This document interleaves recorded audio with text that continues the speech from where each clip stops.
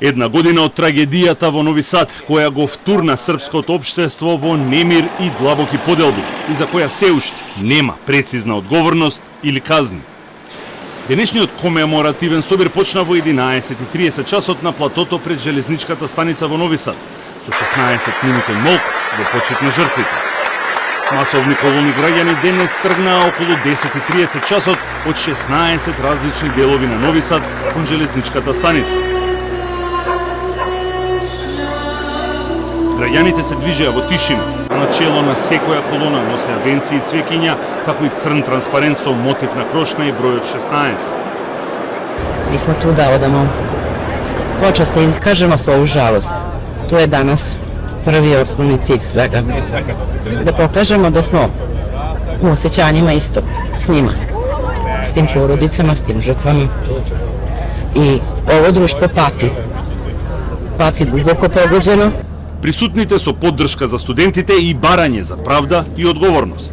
Ovo je tužno, ovo je strašno, pogotovo biti u blizini ovog zločina i mi se nadamo stvarno da više nikada se neće ovako nešto desiti, a mi kao starija neka generacija podržavamo ove mlade i oni treba da ide do kraja, a mi smo za njime.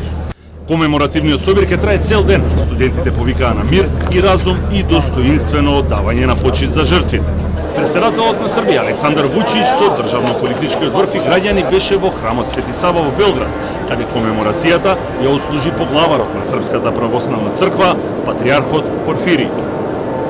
Вучич објави фотографија на социјалната мрежа Инстаграм на која пали свеќе и напиша дека помина една година од денот што ја смени Србија за секогаш и испрати помирувачка порака за взаемна почит, достоинство и обединување. Вчера председателот Вучич во обраќање до јавноста за прв пат ретерираше во ставовите и во тонот и им се извини на своите опоненти, студентите и нивните поддржувачи за неговите изјави кои често пати беа крајно сурови и далеку од политички коректни. Кажа дека го разбира бесот и тагата за трагедијата и дека српското општество е разнишено и изовриено. Знам да се многи и далje veoma ljuti i osjećaju nemoć što još nisu određeni krivci za taj užasni događaj, a kamoli kažnjeni. Ne moram da naglašavam da je to i za mene razočaravajuće, iako su takvi procesi komplikovani i traju dugo i u mnogo naprednijim zemljama. Kao što su neki pokazali bes, u nekim trenucima sam i sam rekao neke stvari zbog kojih mi je žao što sam ih izgovorio. Kako studentima, tako i demonstrantima i drugim ljudima sa kojima se nisam slagao. Izvinjavam se zbog toga. Svoje greške ne shvatam olako. One me progone.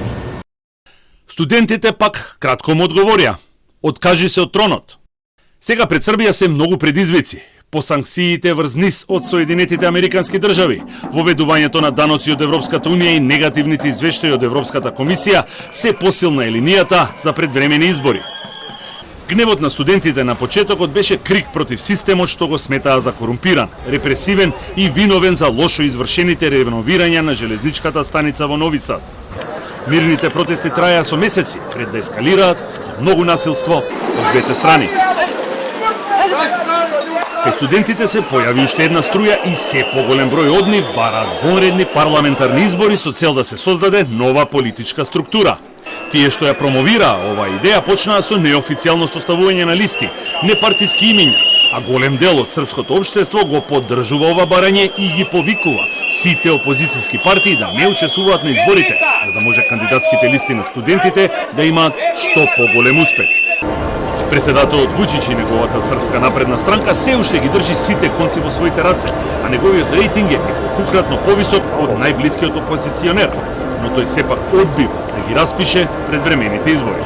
Вчера, Високиот суд во Белград го потврди обвинението на специјалното одделение за сузбивање на корупцијата против раководителот на инфраструктурата на српските железници и двајца членови на Комисијата за техничка инспекција на железничката станица во Нови Сад.